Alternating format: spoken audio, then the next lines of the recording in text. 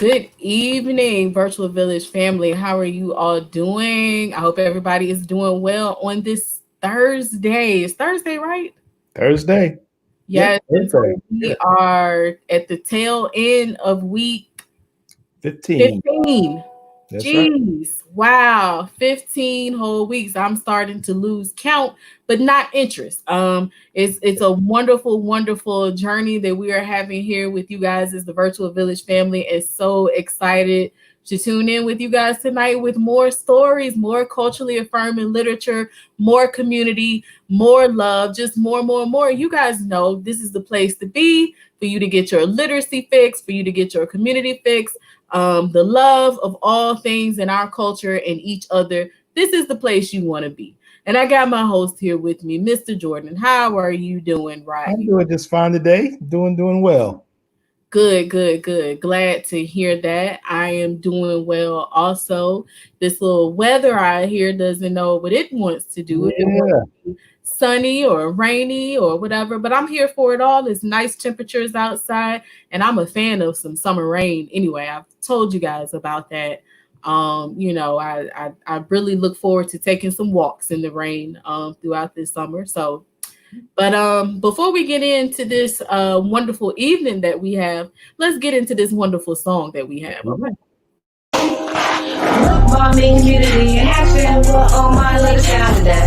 Look, daddy, there's a book for me too. But oh my, let us down to that. Creative, affirming, and culture for me too. Look, granny, and let us down to that. Look, granny, and let us down to that. Look, granny, and let us down to that. Learning, exploring about history, we see. Look, mommy, and let us down to that. We confident, we practice, and develop fluency. Look, daddy, and let us down to that. Families, they bonding, they representing me. Look, granny, and let us down to that. Look, I'm here, let us down to that.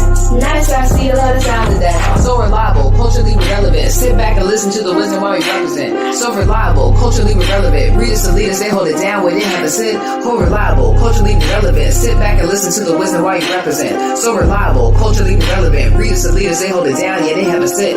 Look, mommy, community in action. Well, oh my, let us down to that. Look, daddy, there's a book for me too. Well, oh my, let us down to that. Creative, affirming, culture for me too. Look, granny, let us down to that. Leaders to leaders, holding it down. I love it. Hey, I just had a thought. So you and Q and Jameer, you all were on 95.7 the other day. Did you get a chance to share with them the theme song? I did not. Oh, I wonder if we can still share it with them, and maybe they can integrate that into the show. That would be cool. That would be Yeah, cool. Let me yeah. hit Dale up and see what Mhm. he thinks about that. You don't know unless you ask, right? And So do you know what time it's going to air? When it's going to air? Is it this Sunday? it is not. I know it's going to be in July.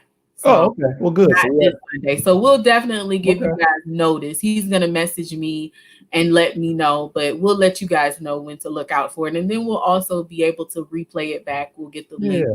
So if you missed it, you'll be able to get it. But definitely try to tune in and catch it live when it not live, but When it airs, yeah. there.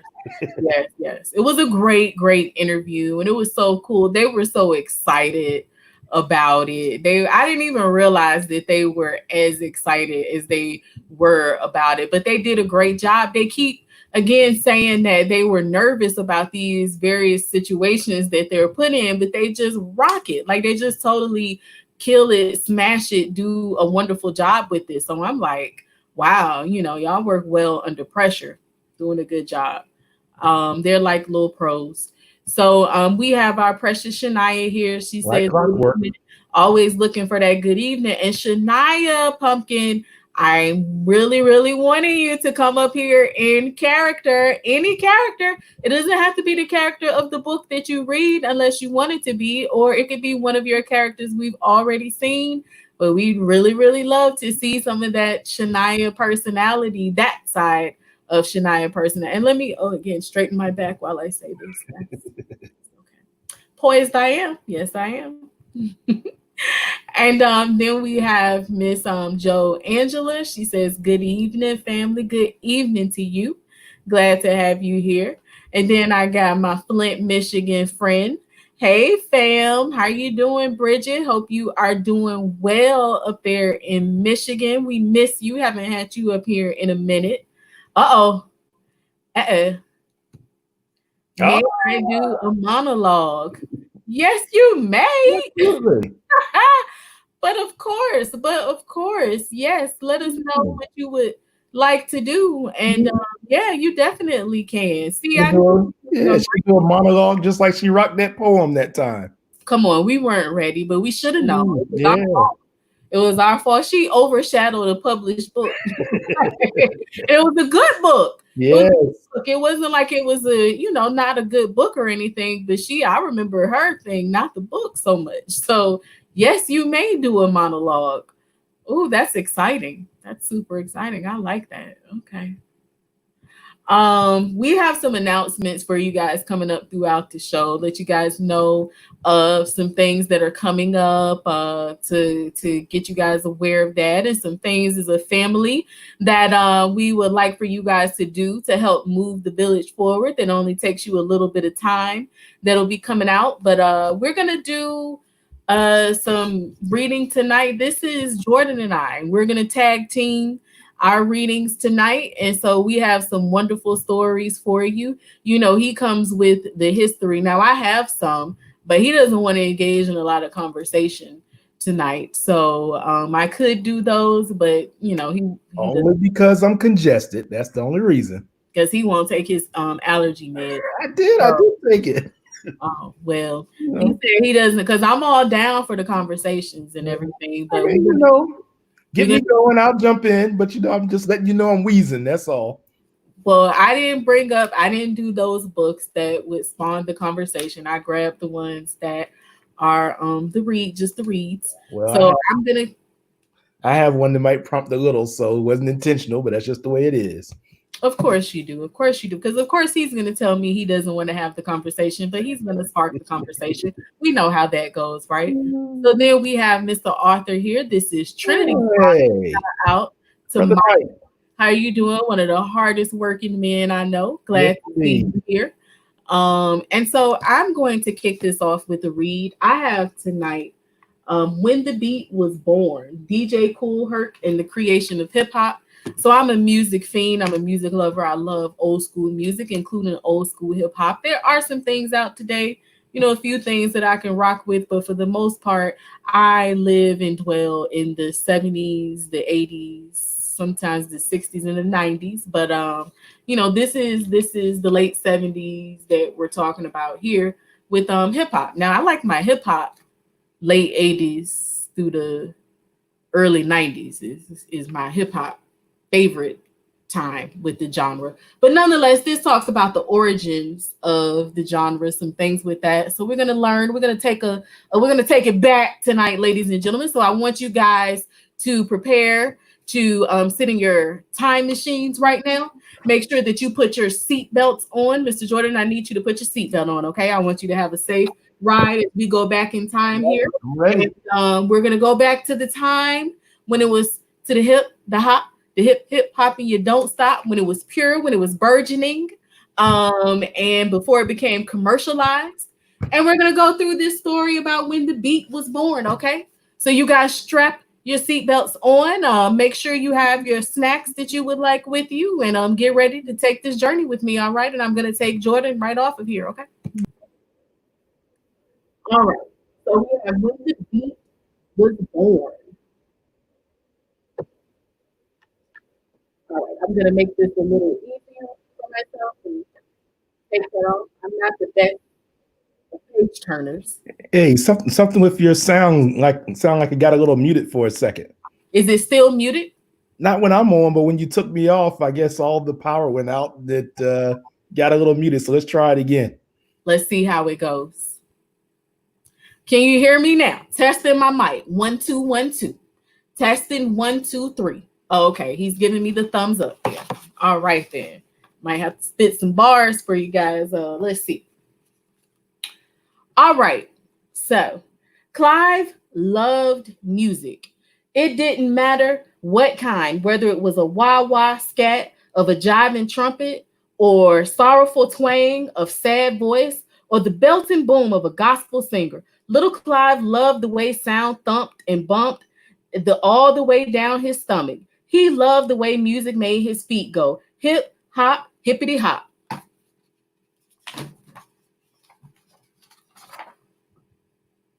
Little Clive lived in Kingston, Jamaica. His hero was a DJ named King George who threw the biggest and baddest house parties in the neighborhood of Somerset Lane.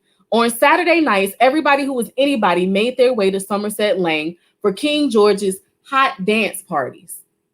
Little Clive was too young to go to the parties, so he went to the house when King George and his friends were setting up during the day. They'd arrived pushing a big old handcart stacked with crates of records. Clive had never seen so many records. And y'all know about that, the records, the actual albums, the vinyl, and when DJs actually had to like tote all of that around. He imagined himself as a DJ surrounded by all those records, choosing just the right song to get the party jamming. He saw himself toasting like a DJ, talking and singing over the instrumental B-sides of records. Clive dreamed of everyone's feet going hip, hop, hippity hop. Little Clive really wanted to be a DJ. When little Clive was 13, he joined his mama in New York City. Clive wasn't sure he liked his new neighborhood in the Bronx. It was cold. He had to wear a silly winter hat with ear flaps, and everybody made fun of him. So from Jamaica to the Bronx, that is quite a change in climate. But Clive did one thing besides music that made him feel like he belonged: sports. He ran track and lifted weights. He played basketball at the neighborhood playground. Soon little Clive was no longer little. He had grown to 6'5" tall. He called himself Kool as Clyde, after his favorite basketball player, Walt Clyde Frazier. But the kids on the basketball court took one look at his size and called him Hercules. Clive cut the name short to Herc and then added Kool to make it just right. Kool Herc. The best part of being big was that he could go with his mama to neighborhood house parties where he listened to the hottest tunes and danced like crazy. Clive loved these parties. They were just like the ones he stood outside of in Somerset Lane. So he got a little height on him, got a little size. People started making fun of him. And now he's in the parties that he was staring outside of. One day, Kool Herc's father bought a monster sound system with giant 6-foot speakers. But when he hooked up the system, instead of a really big sound coming from the speakers, a little mumbling sound trickled out. Kool Herc spent days switching wires and plugging things into other things until one day the sound was big. Not just big like Kool Herc, but big like an entire block in the Bronx. Those are some Herculean speakers there. Kool Herc and his little sister Cindy rented the rec room in their housing project on Sedgwick Avenue. They hand wrote invitations telling everybody when and where to get their groove on. They posted cards around the neighborhood. They set up their father's sound system. On the night of the party, everybody who was anybody made their way to Sedgwick Avenue for Kool Herc's hot dance party. That's when Kool Herc became DJ Kool Herc. DJ Kool Herc noticed that dancers danced crazy hard during the breaks in the song when the lyrics ended and the music bumped and thumped. Herc knew that's what dancers wanted, so he plugged in 2 turntables instead of 1. He put the same record on both turntables. He set it up so that when one record ended its break, he could flip over to the other turntable and play it again. Doing this over and over, he made a 10-second break last for 10, 15, even 20 minutes or more.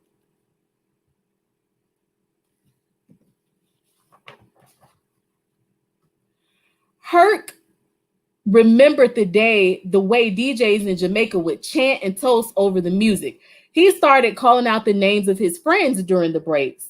There goes my mellow, Coke Rock in the house. There goes my mellow, Clark Kent in the house. There goes my mellow, Timmy Tim in the house. There goes my mellow Bambada. Everybody loved hearing his or her name called out over the music. He compliment people on their dance moves. He talk about the music and send shout outs. He make up little raps like the jump rope rhymes he heard on the playground. Or he would call, hey, Mike, on the lights, make a light strobe. And Mike would flip the light switch on and off. Hey, Shania, break it down.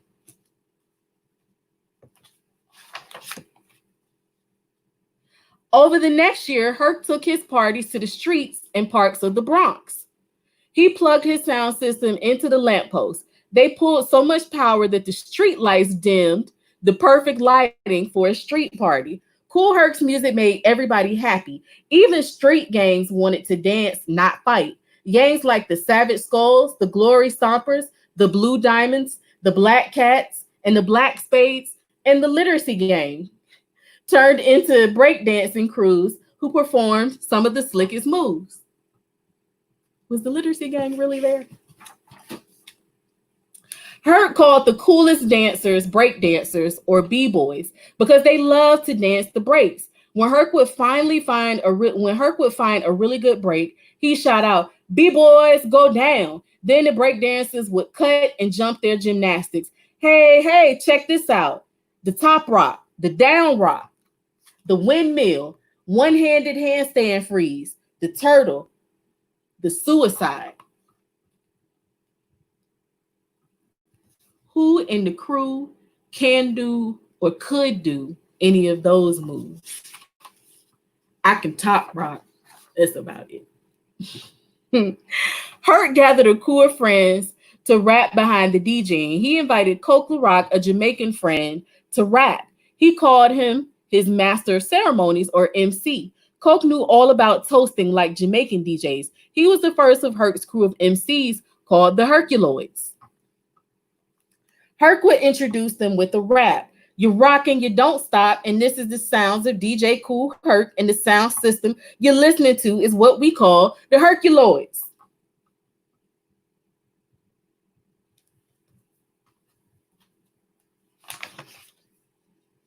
Soon, kids from all over New York City came to see DJ Kool Herc, who threw the biggest and baddest parties on Sedgwick Avenue. Africa Bambaataa, Grandmaster Flash, Jazzy Jeff, and dozens of others all wanted to be DJs just like Kool Herc. There's no story can't be told. There's no horse that can't be rode, and no bill can't be stopped. Ain't a disco we can't rock. Herc, who's the man with the master plan from the land of grace to grace? Herc.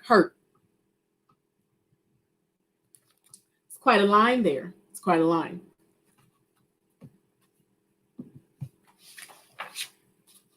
Herc didn't just rock the block. He put the hip hop, hippity hop into the world's heartbeat.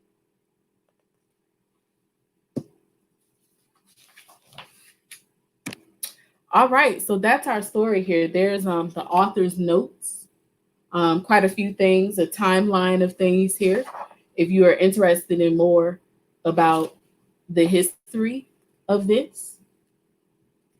And that concludes When the Beat Was Born. I think I'll bring Jordan back up here, perhaps. Perhaps. All right. All right. Very informative.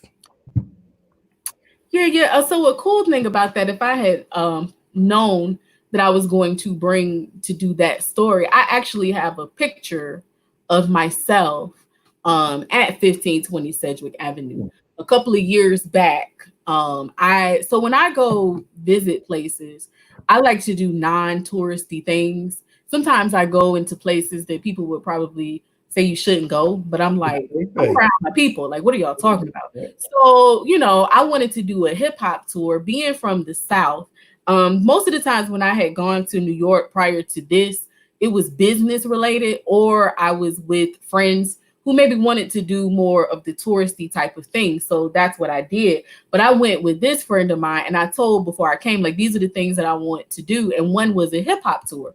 So we had just grabbed the GPS And I met a friend up there who lived in Jersey, and we just grabbed the GPS because we were not going to pay for a tour because we feel like people co-opt. What is the word? I can't think of the word when they take our culture, Appropriate. yeah. And so, they had tours where you could pay, but you weren't paying anybody. You weren't paying Black people, and the money wasn't going to any of the people who created the art form or the people who live in the neighborhoods of the, where it started. So we started out in the Bronx. We drove out there to 1520 Sedgwick, and we went inside there, and there was a lady out there, an elder, and she was talking about it. And they were complaining because they said they don't like when people come by and do that. But they said, we were talking to them and like, I'm of the culture.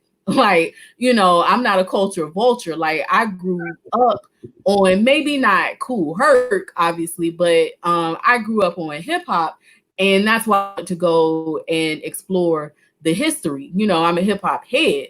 And so we just chopped it up with them for a while. We went through the building. You couldn't go into that rec center room, but we could see right where it was. And me being the avid time traveler that I am, the minute I stepped somewhere like that, my brain, I just went back to 1973 in my mind. And I was just like, I'm there, and I'm imagining the pure burgeoning scene during that time and what that must have been like. So then we went on out to we went to Queens, and I was walking through Queensbridge projects because the bridge, like, I had to do it, so I had to take a stroll. I got pictures there. Nas wasn't there, Mobb Deep wasn't there, but I was there. And so we walked all through there, then went to Brooklyn. And Queensbridge was huge, but it was huge, but it was cool. I mean, it was like a whole new another land, because it's so different, the landscape. Like, people who grow up in New York, this might not make sense to them, but for me, growing up in the South with a front yard, a backyard, and then just really being able to get out and move freely, like where I wanted to go, it was just really cool, because it's a different type of life growing up in a high rise versus growing up how we grow up in the South. And then just imagining again the energy during that time. So then we ventured on to Brooklyn, and we were in Bed-Stuy. I'm in front of Biggie's crib, like where Biggie grew up. And then we went through Marcy projects. Marcy felt a little like, I probably shouldn't stay out here too long, but I got a really nice photograph. That Brooklyn vibe was a little, maybe I should, but nonetheless. And then we went to Linden Boulevard, because the Tribe, shout out to Tribe, back in the days on the Boulevard of Linden. So yeah, we went quite a few. I'm trying to think of some of the other landmark places that we went to with hip hop, but just all I could think about was the stuff that predated my life, as well as the things that I grew up on, or things that I went back and listened to. And it was just really, really great. One of my favorite pictures of myself was taken in the courtyard at Marcy. And so I'll have to share those pictures again. They're on Facebook, but it was a great time. And then we ended up at the Malcolm X Betty Shabazz Museum, and I was infuriated because it just didn't look the way that I felt. It was formed Audubon, which was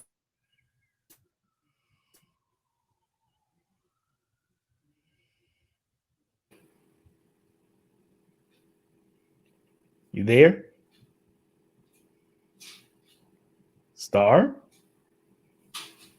I don't know if you guys can hear me, or if that's Rodney. Am I the Teddy Riley with me or you? Yeah, no, I think that's you. Who went out? Was it me or you? I think it was you. I think it was you. Are you there? Is Star there? Okay, I had to change my connection. Okay. It was me. I got to be the Teddy Riley again. It was a nice reign of not being the Teddy Riley of the group, but okay.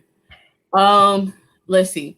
But yeah, so then we went there to the Malcolm X Betty Shabazz Museum, which was formerly the Audubon, where we know Brother Malcolm was assassinated. And so yeah, I did the stuff that I wanted to do, and I go into places where like they say, if you're not from here, you don't need to be there. So it was a nice thing. I really enjoyed doing the hip hop tour. So let's see. I'm seeing Shania says, I love hip hop. I did not know that, but now I know that. Character. Yeah. Well, we could come up here and rhyme together because I know she knows a bunch of old school stuff. I'm like, how does this baby know all this stuff? But we like, definitely you do your monologue and whatever you want to do, but perhaps we could collaborate on something if you're up for it. No pressure. And let's see. She says her grandmother knows all of those DJs from New York. Oh, well, we would love to have her come up here and talk about that. And then Victor, hey, Victor. He said, great job. Hey, friend, my purple friend. And then she said her grandmother is from Queens, New York, and Far Rockaway. Oh, yeah. So she knows all about what I'm talking about. It's still, I just find it interesting when I go up there for me because I'll think and analyze anything. So it's just the contrast and ways the life, me growing up as a Southerner again, and the way they grow up in there, like we're in the same country, but it's just so different. But both are cool. They're just, very, very different. I had a lot of grass and stuff. You're talking about the green, you talking the stuff you cut in the front yard, right? Yeah, I had a lot of that and riding bikes up and down hills, and my playground had grass and sand and stuff. And then I go up there and I saw, like the concrete playgrounds and different, but it's a culture. It's just different cultures. And I find culture to be so interesting. But no matter what, with our culture as Black people, there are differences, but no matter where you go, it's always things that are universal. It's just like some universal things regardless. So I'm overdue a visit. Thank you. Darn you, COVID. Darn you. But yeah, so when the beat was born, guys. All right. Oh, and another thing I need to share. We had a program, a hip hop program for teens called the Hip Hop Youth Initiative. There was a really, really dope program that we will be bringing back at some point. But I got to share that with you right now. I think I told you that I was going to share it with you, and I never sent it to you. This is an excellent program. We use the 5 elements of hip hop to teach life skills to teens, and it was just like, it was interactive. It was really great. It's really great. Sounds great. Yeah, so I took up a lot of, so you don't have to. Oh, you did well. You were rolling. Like I said. Huh? I did that for you. See? No, I appreciate it. I thought you were going to start scratching in a minute. So, you was rolling. It's good. I mean, if I don't have my turntable, my what you call it, with me right now, I need to get it. Okay. But I do own one. Oh, I believe it. I wouldn't do that on that. I need one that I can just play around with. I know. One that I can just play around with. Mm-hmm. So I just have a short little reader that I was going to share today. It's another scholastic book. This is Ruby Bridges Goes to School, her true story. And as you can see, for the scholastic, is written at a level 2 reader, and it just says on the back here that a long time ago, Black children and white children could not go to the same school. I helped change that. So it's Ruby Bridges. Let's see if that book is going to make me angry, Jordan. Go ahead and read it, and then that's going to make me angry. I don't know how to comment on that, but I will definitely share it. Okay. All right then. So again, this is Ruby Bridges Goes to School, my true story. This is a book that is written for very young readers. This is written at level 2, but nonetheless, I think it's a nice little reader and something that parents can definitely share with their children.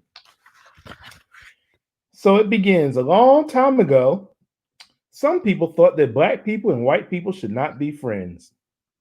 In some places, Black people were not allowed to live in the same neighborhoods as white people. We want white tenants in our community. We won't go to school with Negroes. In some places, black people were not allowed to eat in the same restaurants as white people. For colored only. Booker T. Washington, TEA. And in some places, black children and white children could not go to the same schools. This is called segregation. The United States government said segregation is wrong. People should live where they want. People should eat where they want. Children should go to the school where they want. At least that's what the United States government said. But we know the United States government created the very segregation that she's talking about. My name is Ruby Bridges. In 1960, I went to kindergarten in a school for black children. I liked my school. I liked my teachers. I liked my friends. There she is in kindergarten.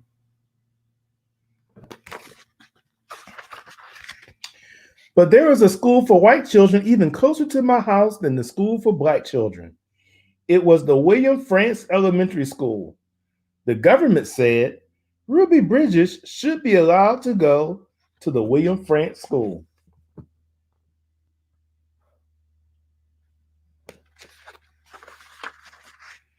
In 1961, I was in first grade. My mother took me to the Frantz School. Marshals came with us to make sure that we were safe. So she needed marshals to come to make sure that this little first grader going to school was not harmed by adults. Some people did not want a black child to go to the white school. They stood near the school. They yelled at me to go away. First grader trying to go to school. Adults yelling all kinds of foul, mean things. We want segregation. We don't want to integrate. Parents took their children out of school. I was alone with my teacher, Mrs. Henry. So one little black girl, Ruby Bridges, went into the school, and all the white parents pulled their children out. And there was Ruby all alone with her teacher. I loved Mrs. Henry, and Mrs. Henry loved me.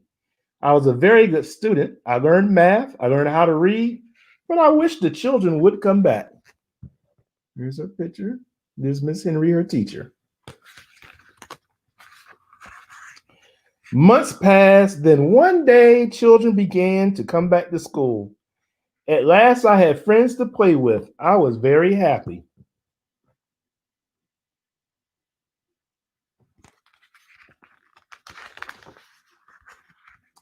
Many people have read about me in newspapers and books. A famous writer, John Steinbeck, wrote about me. He wrote that I was very brave.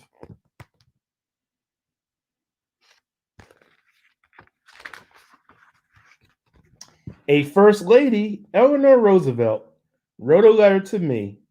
The letter told me that I was a good American. Norman Rockwell was an artist who painted a picture of me. The painting has become very famous. This Norman Rockwell picture of Ruby Bridges going to school, led by U.S. Marshals. Now I am grown up. I am married. I have children. One day, Mrs. Henry and I were both asked to be on a TV show. That was the first time we had seen each other in many years. Now we talk to each other often. There's Ruby and Miss Henry years and years later. Now black children and white children can go to the same schools. I like to visit schools. I like to tell my story to children. I tell the children that black people and white people can be friends. And there she is visiting schools as an adult. And most important, I tell children to be kind to one another. Ruby Bridges and her friends. So that is the end. Again, that is Ruby Bridges Goes to School, My True Story by Ruby Bridges herself. Yeah, you know, you know who you feel like. Just stop romanticizing state sanctioned terrorism. Um, Romanticizing. Say that again. Romanticizing what? Sanctioned terrorism. You think that Ruby Bridges writing a book for somebody who might be in first, second grade is romanticizing state sanctioned sponsored terrorism? Just the whole way that the stories get told and cleaned up so well. Yeah, because it's horrible. Like the notes that you were saying, throughout the whole time as you were reading it. Yeah, I get it. I get it. But just even whatever, even if it's not second grade, like when is it ever told in a perspective that it was like state sanctioned terrorism? Like that was horrible.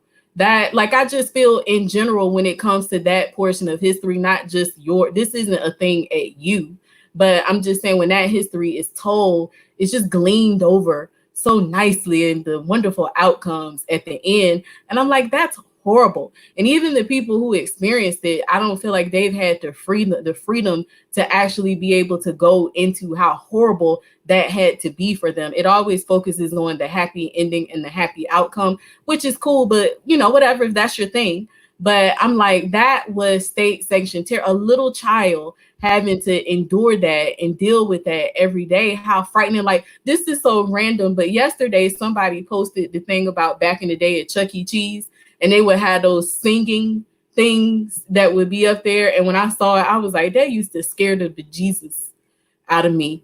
And if that was scary to a little kid, just having people, saying I'm those trying to follow you from Ruby Bridges to Chuck E. Cheese. because I got it. I got it. put fear in my heart, like just looking at it. I was like, oh my God, I remember when that 8 used to do like this and his eyes would do like that and the jerky movements that they had. And I was a child and I came to play. I didn't come to see that scariness right there. And so if that was scary for me as a little child, people yelling out things and grown people and big scary National Guard people having to follow you and all of these things just to go to school, it's a lot. It's a lot. And the story is just always, are you trying to stop me? I'm trying to get your attention. We just want to let you know whatever, keep going. Keep going. Keep going. So you're doing that and you want I was me just trying to get your attention. Go ahead. Keep going. Don't get mad. It's all right.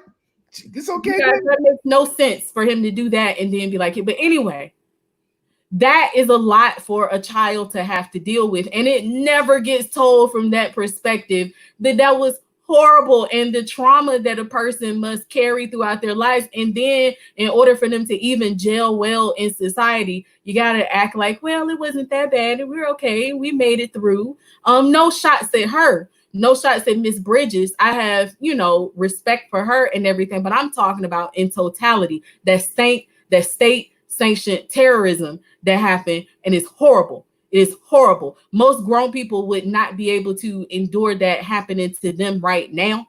So for a little bitty girl on up to the people in high school who had to deal with that, and when you so graciously sent that text message to Portia and me, having the Norfolk, what was the number? Is it the 13? 17. And some of them, one of the ladies in that, it was hard for her to even talk. Like some of them seemed to be able to hold that in a little better and be poised. But a couple of them, when they let it out, it was like they're still traumatized from that. And I just want, I say the touch, the feel of trauma, the fabric of our lives. Not saying that it can't be overcome, but stop trying to gloss over it. And this is not to you, but I'm saying in general, like bring it out so people can heal and talk about it, and also pay respect to the fact that it really did happen and the depths of it. And then, like, okay, but just, that just really,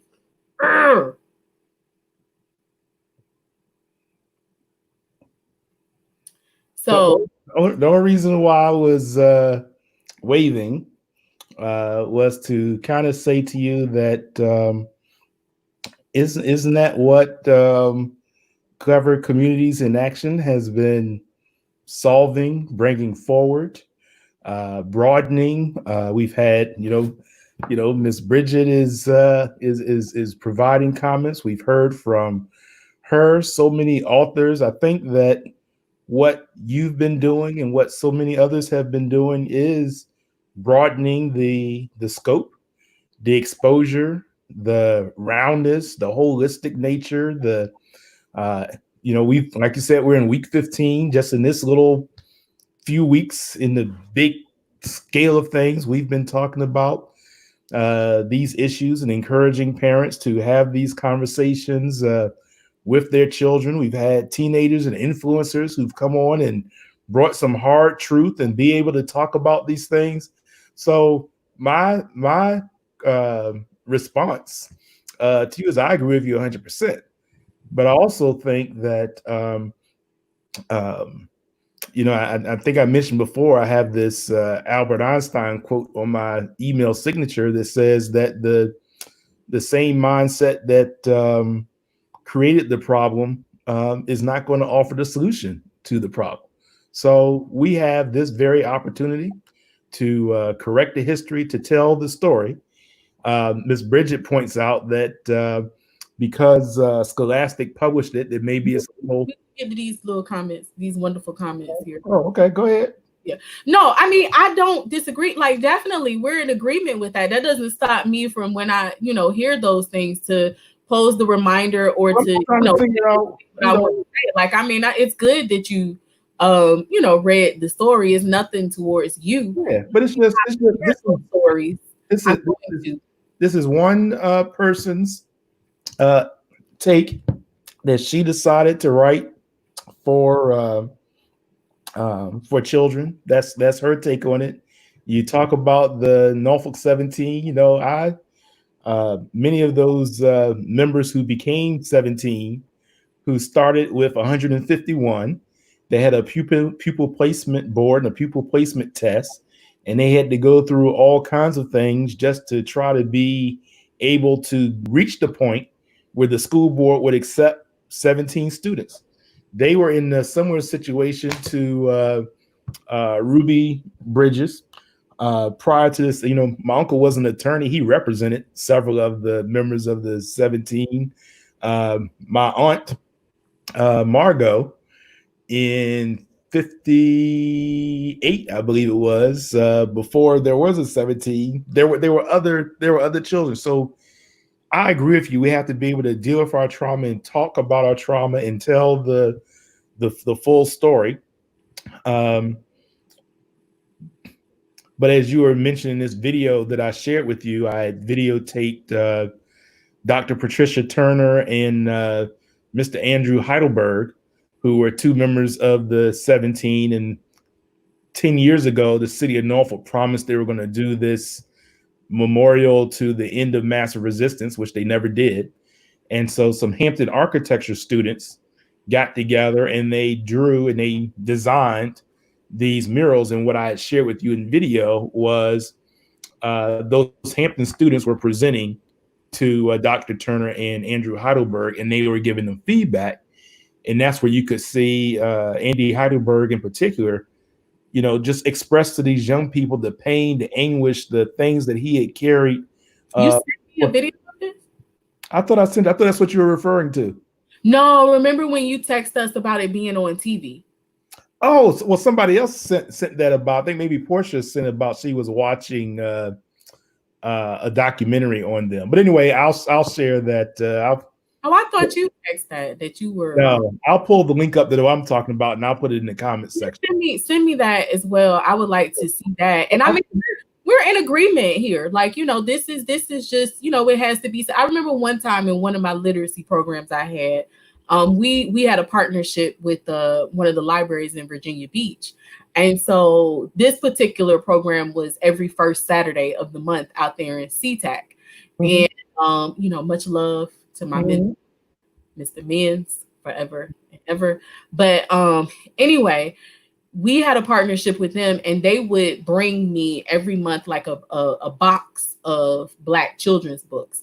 And so you have to vet these books, like everything. People don't always understand how meticulous I am with it, because just because it has a Black face on it doesn't mean that it always meets the criteria that I have. And I will say this, our literacy gang has done a great job of the selections. Like, because sometimes there are books that will make me cringe or wince or be like, oh. But everybody's done a great job with the books that they have selected. But nonetheless, this was a book about Martin Luther King, and it said it was written by his niece. And I'm reading the book to the children. And because we had a reading rotation, like a reading relay thing going on. But at this point, whatever, I was the one reading.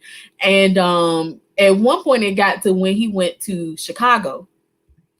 And it was talking about, for trying to end the housing discrimination and everything. Mm-hmm. And then it just basically, it said like he went up there, they marched, and then everything was good. Like, that's the way that the book did it. And I was like, I'm reading this book. I think I told y'all about this before, because you've seen the 5 heartbeats, right? Yes. So the part, my favorite scene, when they're doing the song on the stage, and then JT is like, come on, man, Duck, do the moves, just do the moves. And Duck was like, nah, JT, this is my music, And then he just went and like knocked the man off the piano. Yes. I have those types of moments all the time. I was like, nah, these my babies. This is my culture. This is my history. Like, I couldn't keep reading the book. I had to stop. So I did a hard stop, and I was like, hey, you guys. So I'm going to put a pin in this, and we're going to talk about revisionist history. And so we had a whole lesson right there about revisionist history, what it is, how to spot it, critical thinking, doing our own research, asking the right questions. Because I was like, there is no way I'm about to read to these babies that man went up there and did a march. And then next thing you know, everybody was walking hand in hand. That is not how that story went down. So it's very important as we go through this journey with culturally affirming literature that we vet things, and that we always have conversations along the way, or at least afterwards. And if we find things that are not historically accurate, or that are not thorough, or that gleam over it, that we find a way to have the true conversations, because that is not fair to the people who dealt with it. That does not do justice to where we are now. You have to know the totality of the situation in order to even understand what you need to. So you need a full diagnosis. So if you just get a half diagnosis, then you're just trying to halfway fix what is wrong with you. So yeah, that's me. That's how I feel about that. So I'm gonna go up here and grab these comments real quickly.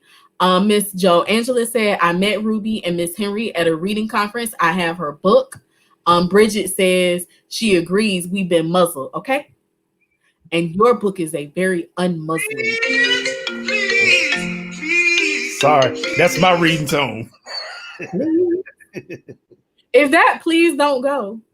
James Brown, please, please, please. That's my ringtone. Oh, please, please, please. So I love Please Don't Go. That is my song. There is this performance of him doing Please Don't Go. It's the same song. Oh, okay. So James Brown? Yeah. So it's a live performance of him doing that song. 1962. I've watched that 1,000 times in my life. 1962 live at the Apollo. I love it. And then when he drops to his knees like that, and I'm like, how are your knees okay? Like, he keeps dropping. And then when, what's his name? Larry Bird not Larry. Puts the cape on him. Oh my God. I'm a stand for that action. Like, the way they used to put on shows back then, I'm totally mesmerized by that performance. And then he'll be looking like he is just so downtrodden. It's just the best theatrics ever. But anyway, back to the point. Oh my God, I'm gonna go and watch it when we get off here. So then Miss Joe Angela says, yes, it was horrible, but I tell my students the entire truth of the time, and I show them videos. Yes, thank you for the truth tellers. Thank you. Yes. Bridget said, you are so right, because Scholastic published it. Okay. And then Portia says, good evening. Sorry for my tardy. Don't be tardy for the party. We're glad you're here. We are so glad you're here. And then Portia says, much love, Rodney and Star. I love to hear you all converse. So yeah, I knew you were gonna elevate my pressure slightly. I don't allow my pressure to be elevated, but there are just some things that will require further discussion from me. Again, I think that I agree with what you said. I also think the value of a book, especially a children's book that is written at level 2, is for to happen what you know Ms. Walden just talked about. That's why we have adults in the room. That's why there's an opportunity to delve deeper, and that's why Cover Communities in Action exists. So more power to us, and we need to tell that story and We put need to things into context. the story. Mhm. So it's almost ending time. So Yes, we have indeed. announcements, and then I might let us go out on some boom bap, some 80s hip hop. Or I could spit, I don't know, whatever. But um anyway, a couple of things we need to say to you guys. First of all, thank you so much for tuning in, making these nights wonderful for us and the entire family. The t-shirt orders are still being filled. Like I said, there were a little some things that will after when we run it again, it won't take as long as it did this time. But we appreciate you guys' patience with everything. The t-shirts are coming. Like, don't feel like you're being abandoned. They are coming. Okay, just took a little longer than we thought, but they're gonna come and you're gonna love them. And we're going to be so happy to see you guys wearing them. And again, thank you to everyone who supported. We will run the orders again. So we'll run them again. We'll do pre-orders again. And like I said, that second time around, they should come in faster than they did this time. Let's see. The next thing is we want to tell you guys that moving forward, we have some programmatic changes coming. So for the month of July, we are changing our schedule. Okay. So throughout July, the the virtual village read-in is going to air on Thursdays. So we're taking it down to Thursdays at 7 p.m. at the regular time. So we just want to let you guys know that throughout the month of July, and that starts next week. So we'll be Monday through Thursday next week, and then after that, it'll be Thursdays throughout the month of July. So we'll be talking about that next week to let you guys know. If you have not come on here and read yet, make sure that you go ahead and come on here and sign up to read. We'll still have the sign up sheet for the Thursday readings, but y'all get on up here and let's fill up the slots for next week. Also remember we said be creative if you like, however you want to come up here and read. There's room and space for creativity for all of us to show our personalities and all of those wonderful things. The influencers will be back with their Wednesday night team takeover on July the 8th. So never fear. They'll be back. Actually, they'll come back shortly, like the week that we start on Thursdays. They're coming in on Wednesdays. And we also are going to be putting out a survey that we would ask you guys to complete. Okay. So please, please, please make sure when we drop the survey, it does us a great service for you all. If you guys will if you've been tuning in, if you tuned in once, if you tuned in 1,000 times, to just take 30 seconds and do that, probably a minute, literally like a minute, to fill out that survey for us. So we'll be dropping that probably early next week. So those are a few things in-house that we want to let you guys know that are going on. Let's see here. Was there anything that I left out, Rodney? No, so just to add additional comments. So the survey is going to be part evaluation. We want to have the literacy gang and others to share with us how you feel we've done, how we feel the program has worked. And then we also want to evaluate some things going forward. So you can also help us to frame what types of activities and tweaks we may make moving forward for as long as we have this program. So the evaluation is very important, not only for CCIA, but we also want to make sure that all of our partners and supporters have a sense of whether or not we've achieved some of the goals that we've set for ourselves, and maybe some of the goals that you all had in mind for us when this idea got birthed. So filling out the survey is very important. And Ms. Starr, just to make sure I'm clear, so in July, we'll be up here live Wednesdays and Thursdays. Wednesdays will be Team Takeover night, and Thursday nights will be for us. Is that correct? Correctamundo. And we'll run some of the other the past shows because Right. we have quite a few, and so there are a lot of highlights up there. And so some of you guys who came in midway, or even people who have been here through the beginning and we've gotten to know each other. Some of you, like I was looking at some of the old ones the other night, and I saw Shania's the first time she came up here and read, and I was like, oh, so it'll be great to run some of those back. Chancellor's first time coming up here when Chancellor and historian kid Chancellor and Carter did their thing. We've had quite some wonderful nights and some great people to come up here and read. So we'll air those a lot of times, and then you might get some surprises from us along the way. But the scheduled show, the live show where you know for sure that we'll be up here live during July will be on Thursdays. And like Rodney said, the survey is extremely important for us. If you provide your email address, we can email it to you, but otherwise we'll pin it.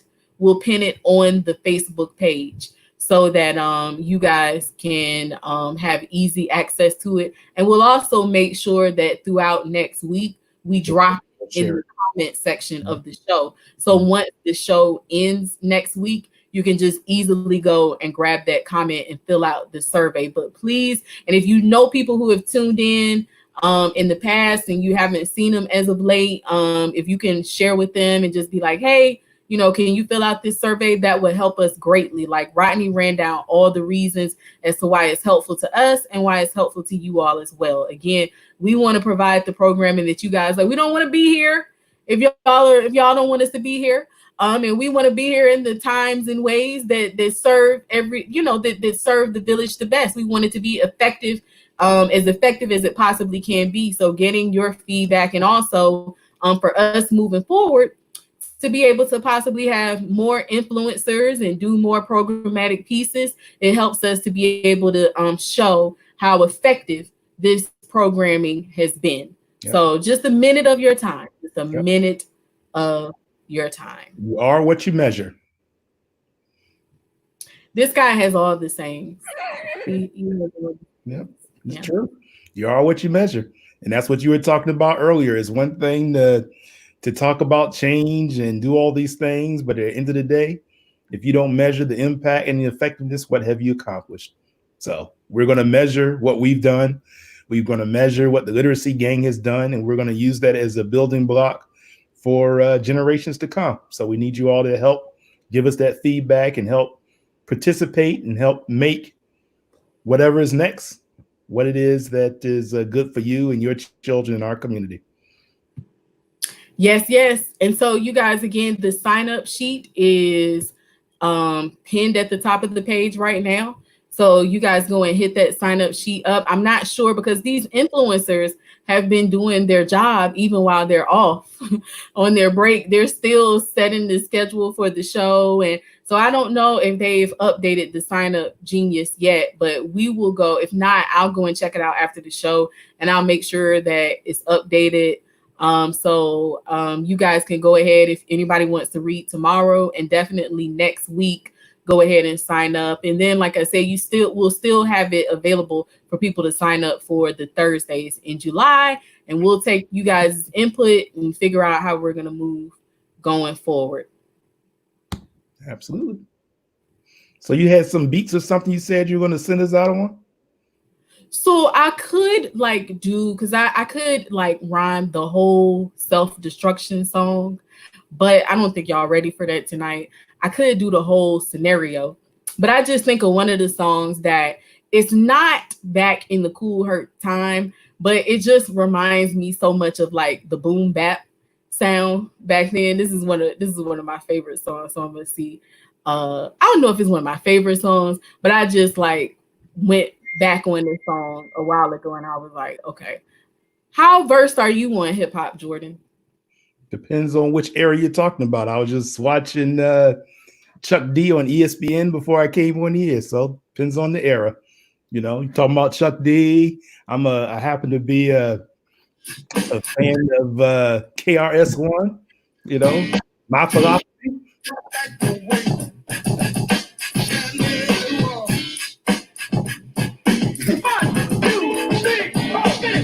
This story's funny.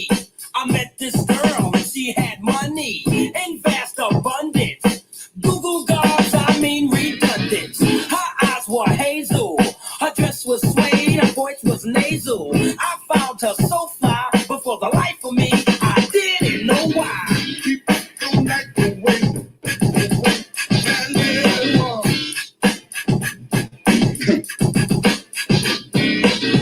People don't like the way That little walk. Now here's what took place. We threw this jam, she rented the space. Nice place to party, but when you know it turned out sorry. You don't know nothing about that Saxophonic. No, don't know nothing about that. It's my philosophy on the industry. Yo, what? My philosophy on the industry.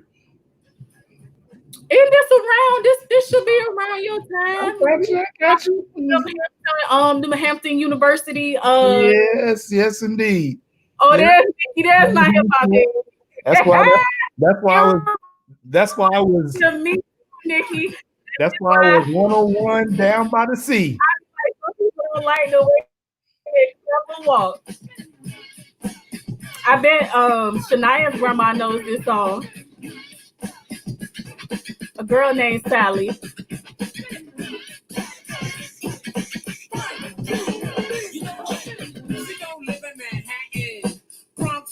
Or the island of Staten. She's a Brooklyn swinger. So fly every Friday night I would bring her. Telephone, yo, D, guess I would bring up what? some hip hop, but I don't think it'd be appropriate for the audience. You what? I would bring up some of my hip hop, but I don't think it would be appropriate for the audience. What's yours? What's yours? It wouldn't be appropriate for the audience. What's one of your songs? But I told you I'll bring some Boogie Down Productions up next time. I think that'll be appropriate for the audience. Some BDP? Mm-hmm. Okay. Or if you want to talk about some real hip hop, then I could bring up some George Clinton and Dr. Funkenstein. Maybe why you gotta say if you want to talk about maybe I can get y'all to put your sunglasses on. I'm gonna do one verse because I like to do the songs that I know all the words to. So I'm gonna do this one song and then I'm gonna dismiss class, but I must do this, okay? Okay. You don't know this song? Of course I know the song. Self-destruction, but do you know it? Yes, Lord, I know. Self-destruction. We'll see. Let's see if Rodney knows it. I mean, you gonna take me back? Well, today's topic, self-destruction. It really ain't the rap audience that's bugging. It's one or two suckers, ignorant brothers, trying to rob and steal from one another. You get caught in the midst. So to crush that stereotype, here's what we did. We got ourselves together so that you could unite and fight for what's right, not negative cause. The way we live is positive. We don't kill our relatives. So I was just gonna do one. Now you want to talk about glossing over I won't say state-sponsored terrorism, but I won't start. Yeah. This is state-sponsored terrorism? I did not see. You didn't hear what I said. You did not hear what I said. I did not say that. So what does that mean if you want to talk about glossing over state? I went out my way not to say the state. How about just self-destruction? What does that have to do with self-destruction? How about self-destruction? Yeah, we can replay the same song every 10 years. Come on. What? Yeah, okay. We'll talk about it another time. I don't like that. That you just don't like say, what? You know, like, what do you mean? Like, I have no idea what you mean right now. Okay, we'll talk about it later. It's all right. I was upset you twice today. I won't upset you for the third time. I'm not upset. I would just like knocked out. I would like to have clarity as to what you mean. How self-destruction brought you to terrorism? No, what I said, what I should have kept my mouth shut. But what I was alluding to is I said glossing over, right? When we were having the conversation over, we were talking about not telling the real story and glossing over. So from that, I remember the song Self-Destruction very well, because part of what was going on at the time, you had people shooting each other, and we always had incidents at concerts, and this person was shooting that person and all, and that's what the whole self-destruction thing was about. And here it is, 2020, and you still got self-destruction going on. That was the point I was gonna make. So we can sing the song, we can sing self-destruction, we can sing We Are the World, we can sing a whole lot of stuff. We still got too much self-destruction going on. That was the point that I was making. Well, I thought that you were going to come from the perspective of that it's not addressing the root. Because the reason why we continue to have the same things going on and things are so secular is because it's never cyclical. It's because it's never addressed the root of it. It's all finding things like, here's the symptom, and we'll address the symptom rather than going to cause as to why there is self-destruction or why these things are going on. I appreciate the effort of this song, but again, everything we have to understand with what we ingest and what we allow young people to ingest, that we have to be able to, tell the full story. And this is why I always say, and I had the little debate with you and your brother, but history is weaponry to me. Because you have to know, when you go into any kind of battle or situation, you got to have weaponry. You got to know the terrain. I mean, even if you're walking through a dense jungle, you may need a machete to, cut everything down as you move. And so history is weaponry. And when you don't have the right weaponry, you cannot defend yourself and you cannot forge forward the way in which you should. So with all of these things, when you know the truth, and when somebody says something, it could be a valid point. But if it doesn't encompass everything in totality, it can become dangerous. So that's why we have to be astute. And as you said, Clever Communities in Action is all about making people aware of our history and culture, and so that we can make the right moves moving forward. And also when somebody is trying to come at us with some information that is a half truth or just not true at all, that we know how to combat that, and that we know what the real and also just how we view ourselves. Because if you think that self-destruction is just something that is inherent and innate to Black people and that was not orchestrated. Where are you going? No, of course I don't mean you. Oh, okay. Stop it, Jordan. I thought you had a conversation with me. I'm sorry. No, I'm none of this. I mean, I'm having a conversation with our family right now. I'm just having a conversation. Come on, Jordan, stop playing these games. But anyway, if collected you think that, if anybody thinks that it is just inherent to us as a people, then it affects the way that we think about ourselves. And that's how we've been fed to think that those things are just inherent to us and that they were not strategic, that they were not extremely strategic in the way that, so intentional to create those environments and to try to sustain those environments. So it's important that we have an understanding of that. Let's see. I put away childish things. Nikki said, you're tripping. I know, it's okay. And then Portia said Godfather's commentary. But Nikki also, she was a part, her nephew, Ave, was in the hip hop program that we had. And boy, she was a trooper, and they were troopers, like dedicated, and we all became family, create family and everything that that we do. And so it's funny that she gravitated. I don't know, what was it, like you had some kind of sensor on that you heard that Sonic playing. It was a bad signal for her to come over here. I haven't seen her up here before, I don't think, but that was dope. Good to see you, sis, and good to see everybody. So we've gone a little bit over our time, but I hope you guys enjoyed the banter and that you guys enjoyed the stories, the conversation, and of course me spitting a few bars for you. I've been known to do that from time to time. Jordan says that his catalog is not village friendly, but perhaps he can come back with something that is appropriate for the entire village. Yeah. This episode brought to you by Sprite. What does that mean? You're riddled with sarcasm, and then coded, like his own little version of sarcasm or whatever, like in his own little head. I'm not sponsored by Sprite. I didn't say you were. I'm sponsored by Granny's Sweet Tea. Yeah, there you go. Mhm. Really, technically, I'm sponsored by kombucha because that's all I drink is that and water. But anyway, so we're going to get on out of here, family. It's been great. Always a pleasure. Love having these conversations. Love tuning in with you guys. Let those announcements marinate. Let's hit up that sign up sheet. Let's get this reading popping. And, you know, this July, how did I say December? But July, we'll have a little bit of changes, but it's still going to be great. So we're going to end this tonight. Y'all have a wonderful evening, and we'll see you again tomorrow to end to put the end to week 15. All right, y'all. Hit the beat. Look, mommy, community in action. But oh my, let us sound of that. Look, daddy, there's a book for me too. But oh my, let us sound of that. Creative, affirming, and culture for me too. Look, granny, and let us sound of that. Look, granny, and let us sound of that. Look, granny, and let us sound of that.